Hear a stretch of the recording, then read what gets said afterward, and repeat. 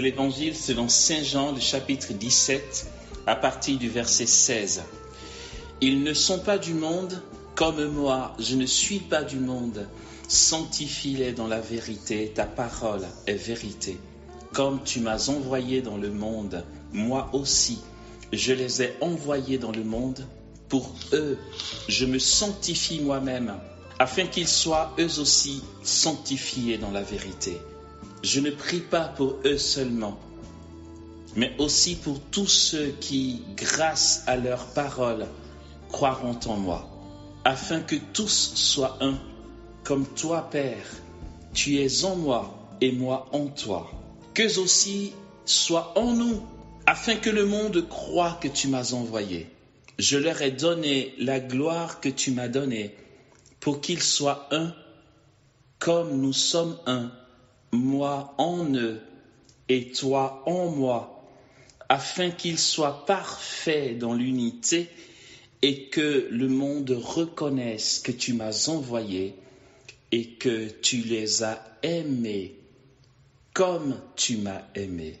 Père, ce que tu m'as donné, je veux que là où je suis, eux aussi soient avec moi, afin qu'ils contemplent ma gloire que tu m'as donnée, parce que, Père, tu m'as aimé avant la fondation du monde.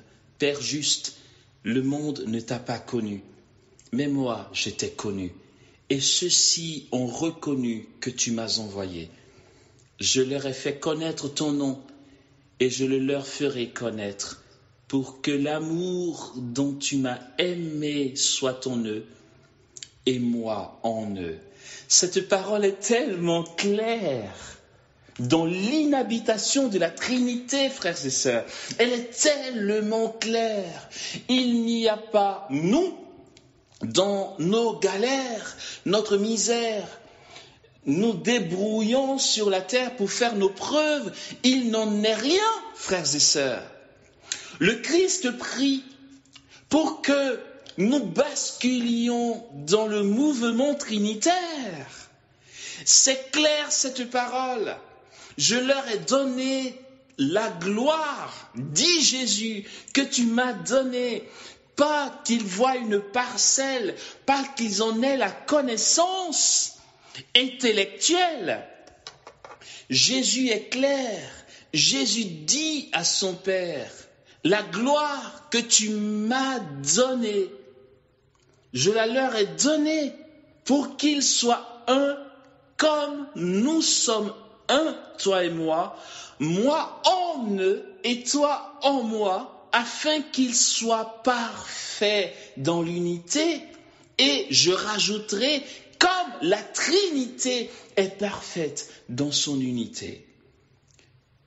Et ce n'est pas possible qu'il existe une quelconque unité en dehors de la Trinité. Jésus dit, toi en moi, le Père dans le Fils et le Fils en nous, afin qu'en nous, il y ait le Fils qui porte le Père, que en toi, il y ait le Père dans le Fils en toi, et que ce mouvement d'amour dans la Trinité, ce mouvement d'amour entre le Fils et le Père s'exerce en toi. Il n'y a pas Dieu dans le ciel au-dessus des nuages quelque part, lointain dans un paradis inconnaissable, et toi sur la terre te dépatouillant. Le Fils a prié pour que tu reçoives la gloire que le Père lui a donnée. Et cette gloire que le Père lui a donnée n'est rien d'autre que le débordement d'amour du Père envers le Fils. Le Père a tellement aimé le Fils. Que dis-je? Le Père aime tellement le Fils qu'il lui a tout donné. Et, frères et sœurs, cet amour du Père pour le Fils, qui se manifeste en une gloire éternel. Le Fils est glorifié dans le Père parce que le Père, la source de tout, remet tout au Fils au nom de l'amour qu'il a pour son Fils. Et le Fils nous dépose, oui c'est le mot, nous dépose sans retenue la gloire qu'il reçoit du Père. Et comme bonus, il vient en nous. Oh Père, tu m'aimes. Père, tu m'aimes au point de tout me donner. Eh bien, aime-moi en Amos. Aime-moi en Philippe, en Alain. Aime-moi en eux. Et nous comprenons l'énormité du don de Dieu pour nous. C'est que le Fils est en nous. Père, tu m'aimes tellement que j'en suis comblé, et le mot est faible.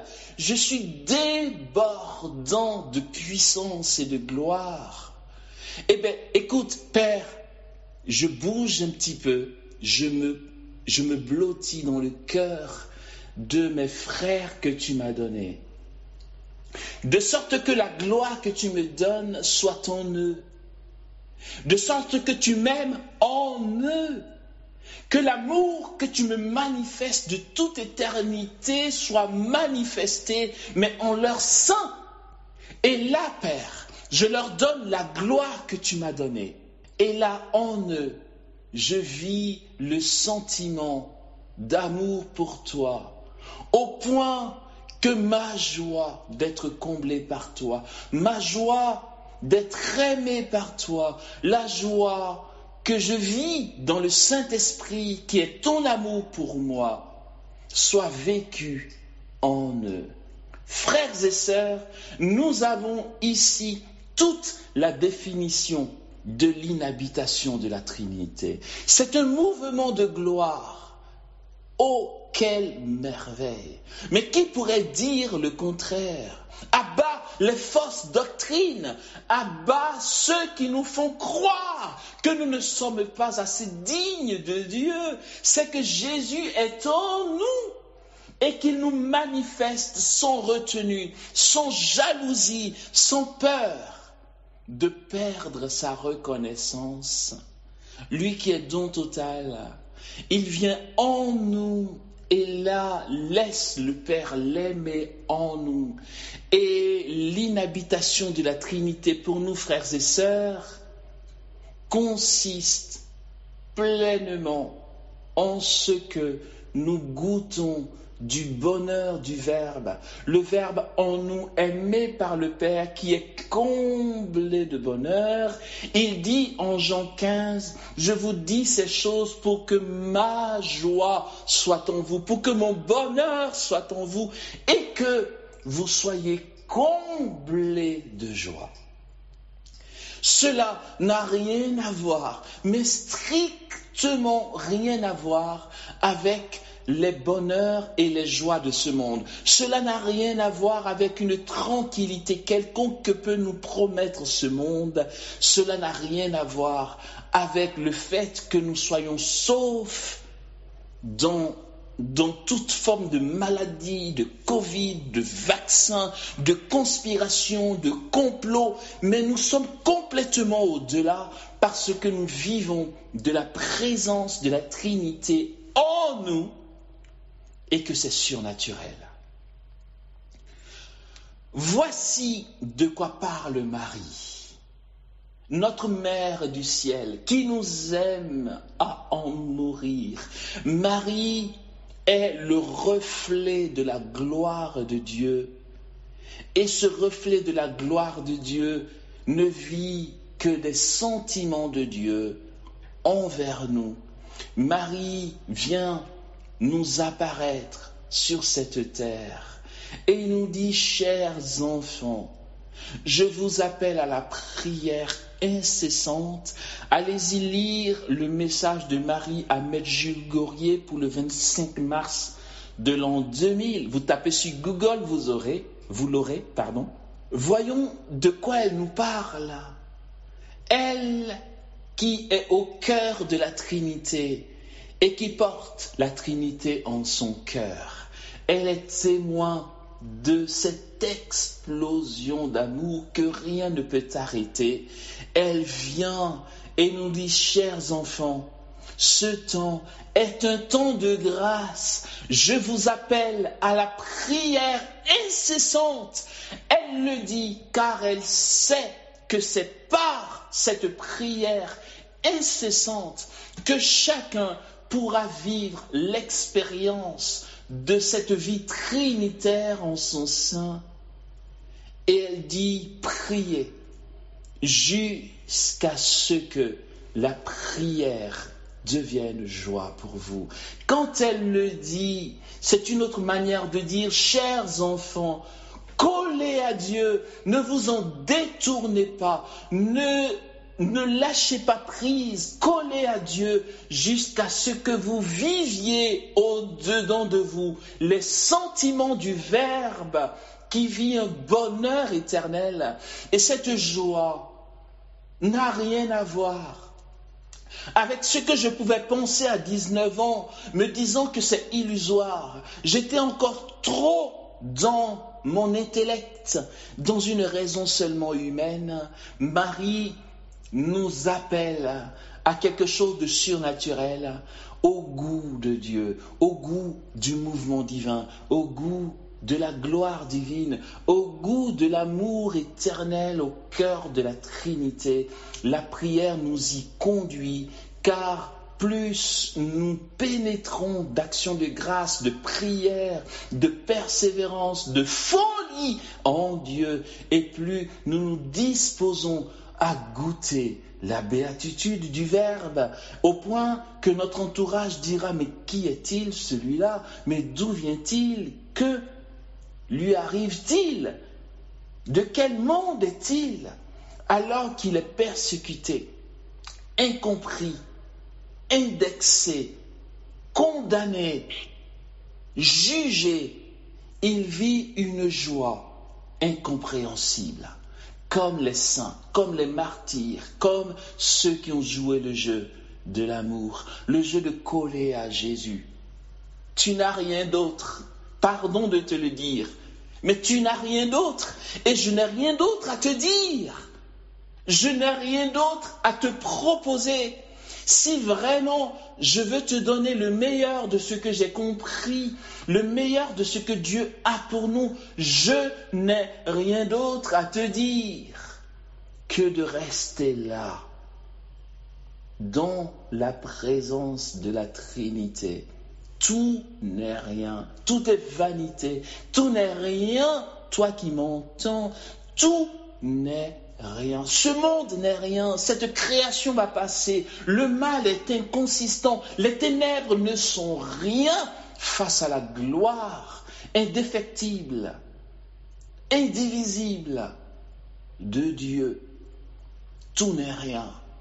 Alors si toutefois tu te disais, ok, école de prière, ok, les exhortations à prier, d'accord, mais ils ne savent pas ma réalité, j'ai une famille, j'ai un travail stressant, non mais oh Amos, il peut aller partager ces exhortations chez d'autres personnes. Si toutefois tu te disais, je veux bien prier, mais il ne faut pas non plus qu'on exagère, tu vois, en fait ce soir, j'ai rien d'autre à te dire que la mort.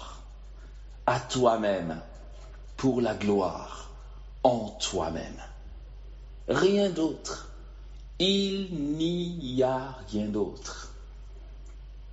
Que pouvons-nous dire d'autre? Que pouvons-nous nous servir d'autre? Quand, pour revenir à ce qui est très concret, nous nous disons partenariat entre Christ époux et école de prière, prendre du temps, un temps conséquent de prière pour trouver Dieu. Oui, je te comprends et c'est sans jugement parce que je suis pareil. Quand tu lis et que là, dans une analyse seulement humaine, tu dis non mais ok, d'accord, mais il n'exagère pas un peu. Oui, jusque-là, oui, ok, d'accord, tu es juste en bonne santé parce que tu réfléchis. Mais tu sais quoi, pardonne-moi. Pardonne-moi de tout ton cœur, je t'en supplie, parce que je ne veux rien d'autre te servir. Si je te dis autre chose, je te donne des babioles, je n'ai rien qui soit pur à te servir que de prendre les moyens de demeurer au-delà de tes épreuves personnelles, dans la présence de Dieu, jusqu'à ce que la vie divine s'émeuve en toi. On parle du déjà là et du pas encore du royaume des cieux. Cet avant-goût de la gloire céleste. Et la gloire céleste n'est rien d'autre que ce qui se vit au cœur de la Trinité. La gloire céleste, c'est le Père qui aime le Fils, qui aime l'Esprit et qui aime le Père. Cette circulation, ce mouvement insaisissable, il ne peut y avoir d'arrêt sur image parce que c'est un mouvement éternel de gloire qu'on ne peut pas maîtriser, qu'on ne peut pas comprendre, que Dieu veut poser en toi. Et dans la deuxième partie que nous ferons une autre fois, nous allons voir concrètement avec Eliane et son noyau comment poser cette deuxième partie. Jusque-là, en fait, on était dans la première partie. Pour tout vous dire, j'avais prévu une première partie appelée l'inhabitation de la Trinité, une deuxième partie appelée le parcours de la prière. Nous verrons concrètement dans le parcours de la prière, mais bien plus tard, parce que là je m'arrête, nous verrons dans le parcours de la prière les différentes étapes que propose Dieu, les étapes dont Dieu se sert pour nous emmener, nous conduire, nous mener de plus en plus haut dans les profondeurs, dans les parvis de l'éternité, pour que nous vivions vraiment cette inhabitation de la Trinité, cette gloire éternelle, cette vie en Dieu, ce bonheur insaisissable, ce bonheur indicible que le monde ne connaît pas. Il l'a dit, Jésus, dans cette prière, le monde ne t'a pas connu, le monde ne me connaît pas, mais eux ont reconnu que je suis sorti de toi, et c'est pour eux que je prie. Mais Père, en fait, juste un détail, je ne prie pas seulement pour eux, mais pour tous ceux qui, grâce à leur prédication, croiront en moi. En fait, Jésus est en train de dire, je prie aussi pour Amos, je prie aussi pour Eliane, je prie pour Edith, pour Abraham, je prie pour Michel, pour Chantal, pour Nathalie, qui croiront en moi grâce à leur prédication. Père, en fait, le monde ne t'a pas connu, mais eux, ils ont cru que je suis sorti de toi. Et je veux que ceux-là, Père, ils soient là où je serai. Que tu leur donnes la gloire que tu m'as donnée avant l'incarnation. C'est ce qu'il appelle avant la fondation du monde, que tu leur donnes cette même gloire. Vous imaginez un peu le tableau. Je m'arrête là, frères et sœurs, vous imaginez le tableau. Non mais franchement, comment comprenons-nous cette prière du Christ? À quoi nous attendons-nous? Et pardon de vous provoquer, mais tout n'est rien. Et puis on s'en tape en fait, pardon pour l'expression, mais tout en ce bas monde n'est rien. Jésus a prié, quoi. Non mais sérieux, il dit, Père, tu m'exauces toujours. Et si le Père l'exauce toujours, par déduction, cette prière est exaucée par le Père lorsque Jésus dit, Père, la gloire que tu m'as donnée, je veux que tu la leur donnes. Et je veux, Père, que là où je suis, soit ce que tu m'as donné. Ce que le Père lui a donné, bonne nouvelle, c'est moi. Trop bien. Non mais que me valent, les difficultés de ce monde. Que me vaut ma misère, mon incapacité, mon rien. Et Jésus ne m'a jamais, et il ne t'a jamais demandé de lui faire tes preuves. Jésus sait que tu ne peux pas.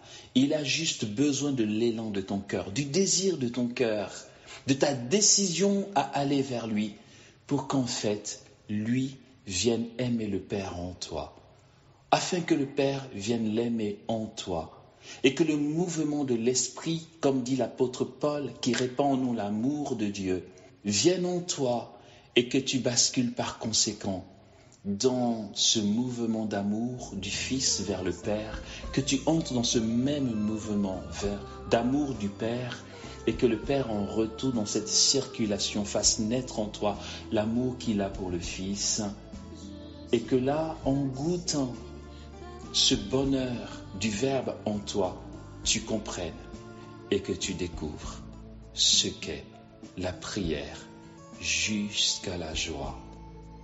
Amen. Le roi m'a